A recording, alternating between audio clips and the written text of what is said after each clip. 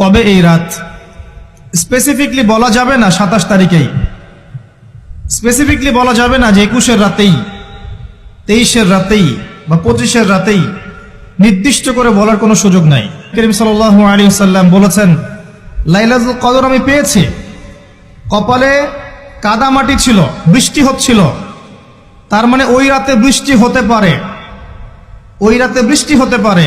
লাইলাতুল কদরের আলামত রাতের বেলা বৃষ্টি হতে পারে।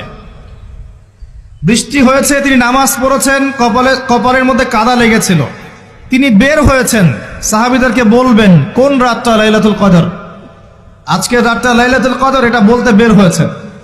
বের হয়ে দেখছেন দুজন মুসলিম আপোষে ঝগড়া করছে। লিসেন টু মি, দুজন মুসলিম আপোষে ঝগড়া করছে। আমরা বলি না যে মুসলিমদের মাঝে ইখতিলাফগুলো রহমত, আমরা বলি না? দুজন মুসলিম আপোষে ঝগড়া করছে।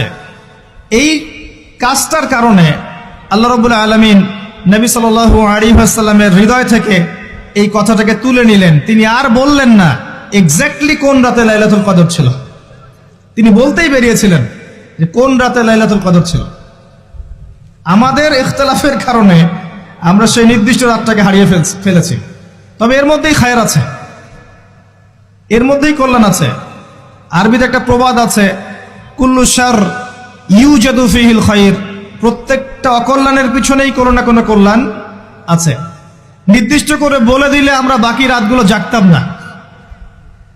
নবী সাল্লাল্লাহু আলাইহি ওয়াসাল্লাম এখন বললেন যে আমাকে ভুলিয়ে দেয়া হয়েছে কোন রাত, তোমাদের ঝগড়ার কারণে। অতএব তোমরা শেষ দশকের বিজোড় রাতগুলোকে তালাশ করো। শেষ দশকের বিজোড় রাত বলতে 21-এর রাত, 23-এর রাত, 25, 27, 29, এই 5টা রাতের যে কোনো একটা লাইলাতুল কদর। এই রাতে ইবাদত করলে এত নেকি হচ্ছে, কারণটা কি? রাত আর দিন কি ডিফারেন্ট কিছু?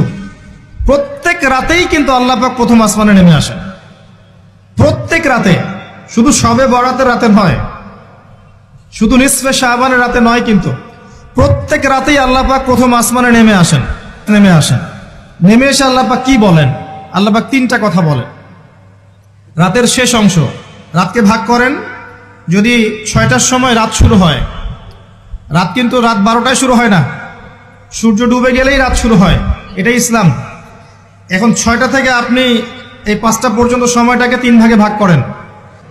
এই সময়টুকুতে আল্লাহ রাব্বুল আলামিন কাছে নেমে আসে প্রথম আসমানে, অর্থাৎ তার রহমত নিকটবর্তী হয়, এবং তিনি আহ্বান করতে থাকেন 3টা জিনিস। 1, কে আছো আমার কাছে কিছু চাইবে, যা